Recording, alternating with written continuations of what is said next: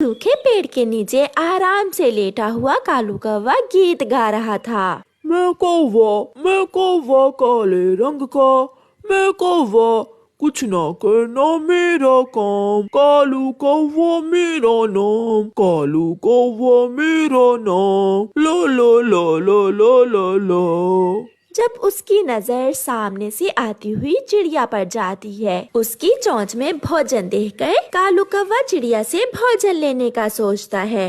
मर गया, मैं गया, मुझे कुछ दिखाई नहीं दे रहा, कोई मेरी मदद करे, आए। चिड़िया कालू कौवे की आवाज सुनकर वहाँ आ जाती है। कालू कौवे, क्या हुआ है तुम्हें और तुमने अपनी आंखें क्यों बंद कर रखी हैं? चिड़िया, मैं यहाँ भोजन की खोज में आया था कि कम वक्त दो मच्छर सीधे आए और मेरी आंखों में घुस गए। मेरी तो आंखें ही नहीं खुल रही। कौवे भैया, आप मेरे पीछे पीछे उड़ते आए, मैं आपको आपके घर तक छोड़ देती हूँ। नहीं चिड़िया, ऐसे मुझसे उड़ा नहीं जाएगा, मुझे जोरों की भूख लगी है, मुझे थोड़ा सा भोजन दे दो, यही एहसान होगा तुम्हारा मुझ पर। चिड़िया नाटकी कालू कौवे को थोड़ा सा भोजन दे देती है और वहाँ से चली जाती है। आहिस्ता से कालू अपनी एक आंख खोलकर देखता है और उछलने लगता है। चली गई बेवकूफ चिड़िया, मुझे अपना भोजन देकर चली गई। आधा मैं खा लेता हूँ और आधा ले जाता हूँ गौरी के लिए।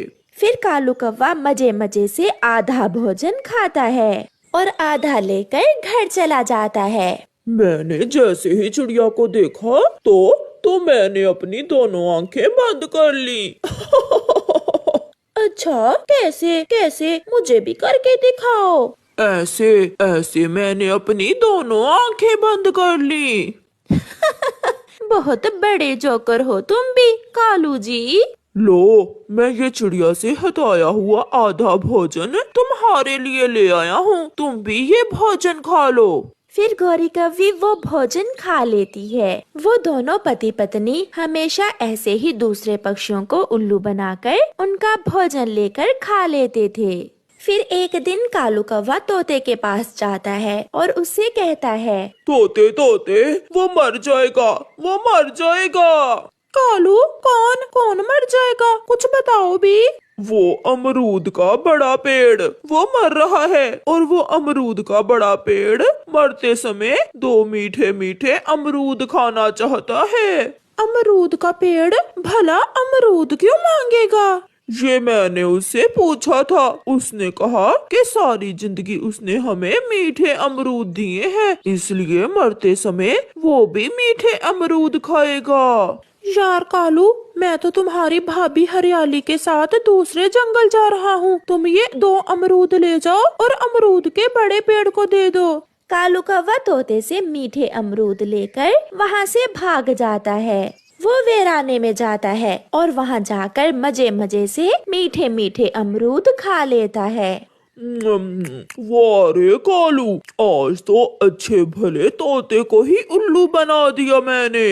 शाम को जब तोता और तोती दूसरे जंगल से वापस आ रहे थे, हरे भरे अमरूद के बड़े पेड़ को देखकर वो दोनों वहाँ जाते हैं। बड़े अमरूद के पेड़, आप तो अच्छे भले हैं और कालू कौवे ने मुझे कहा कि आप मर रहे हो और 2 मीठे अमरूद मांग रहे हो। मैं तो ठीक हूँ, तो क्या तुमने उसे मीठे अमरूद दे दिए थे? हाँ दोस्त। यही बात उसने मुझसे की और मेरे ऊपर जो 2 ही अमरूद थे वो तुम्हारा नाम लेकर ले गया। उसने मुझसे कहा कि मिठू 2 अमरूद मांग रहा है। पति जी, इसका मतलब उस काले कौवे के बच्चे ने हमें उल्लू बना दिया। तुम्हें तो बनाया सो बनाया, उस कालू कौवे ने तो मुझे भी उल्लू बना दिया। अब तो उस कालू को कुछ न कुछ करना ही होगा। रात को तोता और कबूतर चिड़िया के घर जाते हैं और चिड़िया को सारी बात बताते हैं। चिड़िया, वो हमेशा झूठ बोलकर हमसे भोजन ले लेता है, उसे सजा मिलनी ही चाहिए। उपाय मैंने सोच लिया है चिड़िया, आप कल मुझे थोड़ी सी स्वादिष्ट खिचड़ी बना देना। खिचड़ी? कबूतर भैया, खिचड़ी से कैसे कालू कौवे को सजा मिलेगी? बाकी की बात मैं आपको कल ही बताऊंगा। फिर दूसरे दिन कबूतर चील के पास जाता है। चील दी, मैंने सुना है आपको मीठी खिचड़ी बहुत पसंद है। हाँ कबूतर, खिचड़ी में तो मेरी जान है। तो फिर आज शाम आप मेरे घर के सामने आ जाना, मैंने आपके लिए खिचड़ी बनाई है। मैं शाम से पहले ही आ जाऊंगी। कबूतर, खिचड़ी में शक्कर थोड़ी ज्यादा डाल देना। फिर कबूतर वहाँ से चला जाता है। चिड़िया भी मीठी खिचड़ी बनाकर ले आई थी। मिट्ठू भी आ गया था। कबूतर भैया, अब आगे का क्या काम है? चिड़िया बहन, अब देखना कि कैसे पिटेगा कालू कौवा, वो भी डंडों से। डंडों से चील दी मारेगी उसे। कबूतर भागा भागा कालू कौवे के पास जाता है और उससे कहता है, कालू कौवे यार, मैंने मीठी खिचड़ी बनाई है, क्या तुम खाओगे मीठी खिचड़ी? ये सुनकर कालू से पहले ही गोरी कौवी बोलती है, कबूतर, मेरे सुंदर आँखों वाले भाई जी, कालू का तो कल से पेट खराब है, मैं खा लेती हूँ वो मीठी खिचड़ी। पेट खराब में तो डॉक्टर भी खिचड़ी खाने का बोलते हैं, मैं भी खाऊंगा। तो फिर जल्दी से जाओ, मेरे घर के बाहर डाल पर खिचड़ी की हंडिया पड़ी है, जाकर जल्दी से दोनों ही खा लो मीठी खिचड़ी। गोरी कालू से आगे और कालू गोरी से आगे भागता है। दोनों जल्दी से कबूतर के घर की तरफ जाते हैं। अब मिलेगी सजा तुम्हें काले कौवो, हमेशा हमें उल्लू बनाते हो।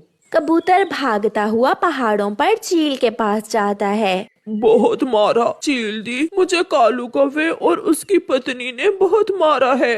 कबूतर, वो क्यों? कालू कौवे ने तुम्हें क्यों मारा है? चील दी, मैंने जो खिचड़ी आपके लिए बनाई वो मुझसे कालू मांग रहा था।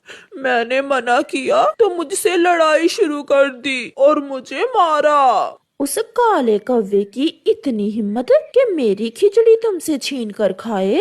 उसे मैंने बताया था कि खिचड़ी तो मैंने अपनी चील दी के लिए बनाई है, मगर ये सुनकर वो और भी गुस्से में आ गया और मुझे डंडों से मारने लगा।